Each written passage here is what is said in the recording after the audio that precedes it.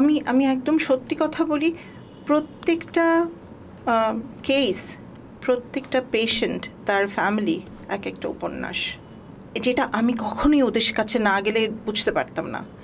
একটা আঘাত, একটা গুলি, একটা পুরো পরিবার, তার ভবিষ্যৎ ধ্বংস করে দেয়, পরিবর্তন করে দেয়। আমরা যখন বলছি 1400 মানুষ মারা গিয়েছে, 20,000 আহত হয়েছে, তখন আমি বলছি 20,000 আহত না, আমার পরিসংখ্যানে অন্তত এক একটা ফ্যামিলিতে আপনি 4 থেকে 7 জন নাগরিক, মানে ফ্যামিলি মেম্বার ধরে নিয়ে আপনি কাউন্ট করবেন।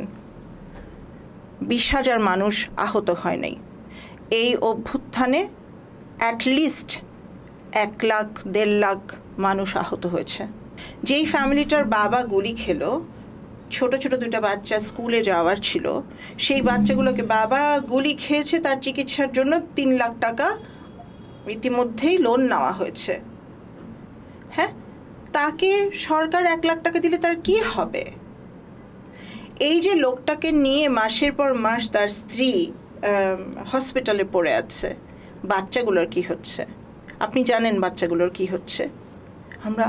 আমরা এরকম অনেক কাহিনী জানি যেখানে বাচ্চাগুলোকে স্কুল থেকে বের করে নিয়ে কোনো না কোনো মেকানিক শপে পাঠানো হচ্ছে 1,000-2,000 টাকা পার মান্থ আসার জন্য। এই বাচ্চাগুলো যে স্কুলতে তো যাচ্ছিল ভাই, ওরা তো শিক্ষিত হচ্ছিল, ওরা চেয়েছিল বা চাচ্ছিল, তাদের বাবা মা চেয়েছিল। তাদের যে স্কুল থেকে ছুটিয়ে ফেলা হলো, মানে বের করে নেওয়া হলো, তাদের যে ভবিষ্যৎটা নষ্ট হলো, সেইটার দায় কে নেবে?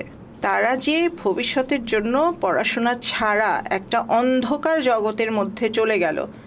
এই যে 7, 8, 9, 10 বছরের বাচ্চাগুলা মেকানিক সব, আমরা শিশু শ্রম নিয়ে এত বড় বড় কথা বলি, এই পরিবারগুলোর, এই বাচ্চাগুলোর এখন কে খবর রাখছে?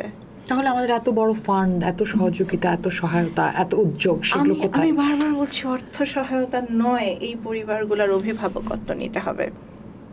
এবং আপনি জেনে খুশি হবেন যে আমরা ছোট পরিসরে, একেবারেই ছোট পরিসরে যে কাজটা করছি, সেখানে আমরা অভিভাবকত্ব নিয়েই কাজ করছি। কীরকম সেটা? প্রসেসটা খুব ইন্টারেস্টিং অ্যান্ড ইজি।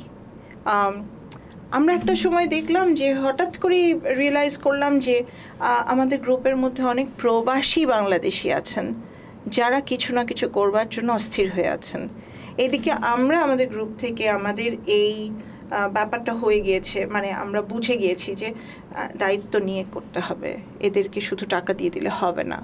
আমরা কিন্তু একই সাথে প্যারালালি সরকারের বিভিন্ন এজেন্সির সাথে এবং আমাদের মতো যারা সাংগঠনিক এবং প্রাতিষ্ঠানিক কোনো ধরনের ফরমেশন ছাড়াই, আমাদের মতো কিন্তু আরও গ্রুপ আছে যারা শুরু থেকে কাজ করছিল, এখন আর করছে না বা এখনও করছে, এদের সাথে সবার সাথে যোগাযোগ স্থাপন করে আমরা কিন্তু একটা বড় প্ল্যাটফর্ম তৈরি করার চেষ্টা করছিলাম। সেটা প্যারালালি চলছিল। আমরা যেটা করেছি, আমাদের সিস্টেমটা হচ্ছে, ধরেন প্রবাসী কিংবা যে কোনো একজন গার্জেনশিপ নিচ্ছেন, এই দুজন আহতর বা এই দুইটা ফ্যামিলির গার্জেনশিপ একজন নিয়েছেন, আমরা পুরো জিনিসটা কোঅর্ডিনেট করছি নিড অ্যাসেসমেন্টের উপর বেস করে। আমাদের কতগুলো প্যারামিটার্স আছে যে এই খাতে আমরা নিড অ্যাসেসমেন্টটা করবো, ওর কী প্রয়োজন সেটা বের করব।